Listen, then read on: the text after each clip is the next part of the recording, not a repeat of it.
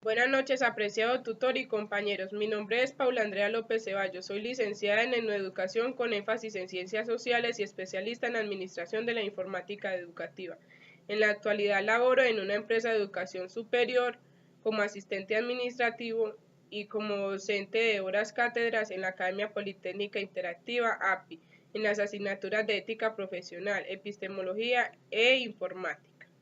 Voy a compartir una propuesta didáctica para la enseñanza y el aprendizaje de las ciencias sociales, interacción, cooperación, participación, de Dolores Kinker. Los métodos o estrategias de enseñanza apuntan a una determinada manera de proceder en el aula, organizan y orientan las preguntas, los ejercicios, las explicaciones y la gestión del aula. Los métodos expositivos centrados en el profesorado pueden optimizarse si se fomenta la participación. Los métodos interactivos en los que el alumnado es el centro de la actividad basan el aprendizaje en la interacción y la cooperación entre iguales. Estrategias para enseñar y aprender las ciencias sociales.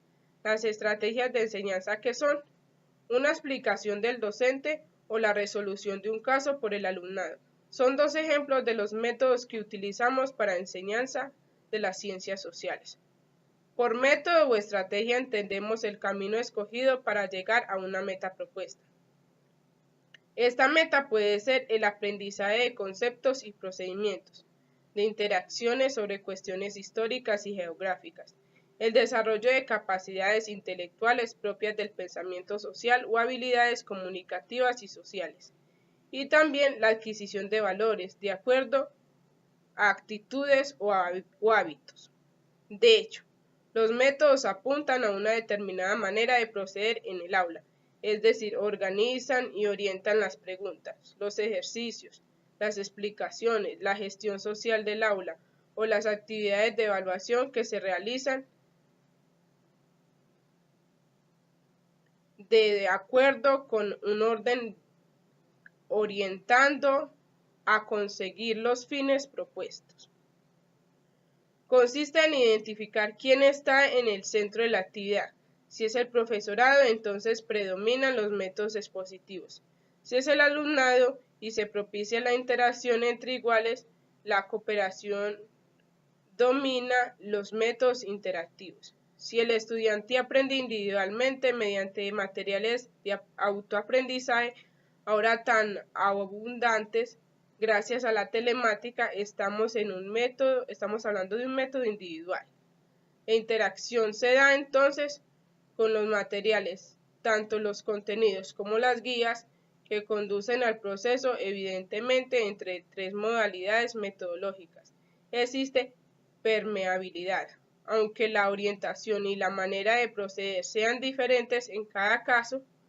Así, en clase expositiva puede fomentarse la participación y la interacción, mientras que la resolución de un caso por el alumnado suele requerir alguna explicación del docente.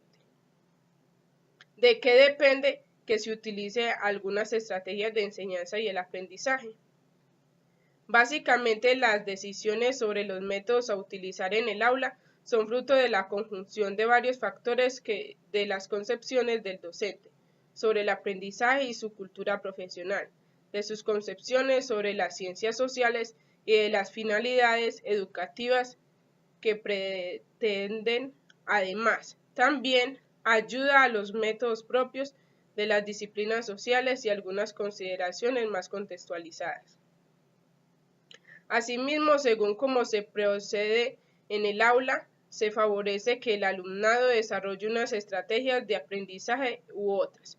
Es decir, el método de enseñanza influye en los procesos mediante los que el alumnado se apropia de los contenidos de la asignatura y los integra en sus esquemas del conocimiento. La literatura al uso valora especialmente las estrategias de enseñanza que ayudan al alumnado a desarrollar estrategias de aprendizaje que le permitan afrontar y resolver situaciones diversas de manera autónoma.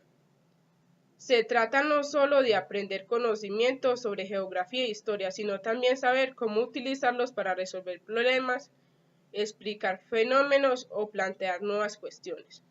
Para todo ello, posiblemente lo más conveniente sea integrar estrategias de aprendizaje en las asignaturas de ciencias sociales como objeto de estudio. De este modo se trata en clase a través de unos contenidos concretos de geografía o historia. Algunas técnicas basadas como el resumen o esquemas, determinados procedimientos específicos como la confección y lectura de mapas o gráficos, y también habilidades metacognitivas como la planificación y la autorregulación. Todo ello integrado en la realización de tareas, por ejemplo, resolver un caso o resolver un problema. Las ciencias sociales y las estrategias para la cooperación, interacción y participación. La orientación metodológica de las clases de geografía e historia desde nuestra perspectiva debería contemplar dar prioridad en la medida de lo posible a las estrategias basadas en la cooperación, la interacción y la participación, incluso en las clases en las que predomina la exposición del docente, porque estas estrategias facilitan la construcción social del conocimiento. Renovar los métodos para conseguir que las nuevas generaciones encuentren en las asignaturas de ciencias sociales un marco para aprender a razonar, preguntar, criticar y para ello trabajar con casos, problemas, simulaciones. Presentar las ciencias sociales como una construcción en constante renovación, ya que su propia evolución, la formulación de nuevos interrogantes o el planteamiento de nuevas cuestiones incorporan otros enfoques y aparición de otros temas e interpretaciones. Así, en historia, consideremos de gran interés el trabajo con fuentes primarias, como es en el caso de las escuelas secundarias y de bachillerato, al menos alguno de los temas del programa. Desarrollar capacidades propias del pensamiento social y del pensamiento crítico. Estrategias participantes para la clase expositiva. La clase expositiva en la que el docente es el centro de la actividad sigue siendo un método muy utilizado en las clases de ciencias sociales, tanto en bachillerato como en las escuelas secundarias. Las exposiciones suelen combinarse en mayor o menor grado con preguntas que el alumnado responde y también con la realización y corrección de ejercicios u otras tareas complementarias que permitan procesar la información y aplicar conocimientos. Estos ejercicios o actividades pueden tener una orientación de manera de aplicación o reproducción de todo lo dicho, o bien planear situaciones más creativas que favorezcan el desarrollo del pensamiento crítico. ¿Cómo aprenden los estudiantes en la clase expositiva? El conocimiento puede adquirirse por recepción, siempre y cuando el alumnado cumpla con algunas condiciones. Disponer de conocimientos previos para conectar la nueva información con lo que ya se sabe, puesto que para comprender y dar sentido a los nuevos contenidos es necesario haber aprendido antes determinados conceptos y procedimientos, es decir, disponer de ciertos prerequisitos de aprendizaje. Escuche con atención e interés, lo cual no siempre se facilita. Incluso se convierte en imposible en determinados contextos o para determinados estudiantes poco motivados por la asignatura o por los estudios. Retener lo más importante y significativo de las explicaciones. Sabemos que es inminentemente después de oír una conferencia, recordamos aproximadamente un 40%. Algunas de las razones que explican la preeminencia en los métodos expositivos son el supuesto muy generalizado de que las clases expositivas es la mejor manera para garantizar que se van a impartir en el mayor grado posible los contenidos de la asignatura. Por así decirlo de otro modo, se cubriría mejor el programa que utilizando otros métodos. La creencia de que el aprendizaje por recepción es posible. La extensión inconmensurable de los programas. ¿Para qué sirve la clase expositiva y para qué no sirve? La clase expositiva es un método adecuado para presentar informaciones, explicaciones y síntesis que difícilmente se encuentran en los libros de texto. Por ejemplo, panoramas generales o estados de las cuestiones sobre un determinado tema. De hecho, una buena lección, bien construida y bien presentada, puede facilitar la comprensión y la estructuración de un tema, ayuda a adquirir visiones globales y a clarificar aspectos difíciles. Por lo tanto, las clases expositivas pueden ser útiles e interesantes, específicamente si los receptores cumplen con los requisitos antes mencionados, están bien organizadas y la comunicación es eficaz. Sin embargo, no son las más adecuadas para que los estudiantes desarrollen capacidades, buscar, seleccionar, organizar y presentar información, trabajar en equipo, afrontar y resolver problemas reales, aplicar técnicas y destrezas prácticas, desarrollar el pensamiento crítico y otras habilidades. Algunos recursos para fomentar la participación de los estudiantes.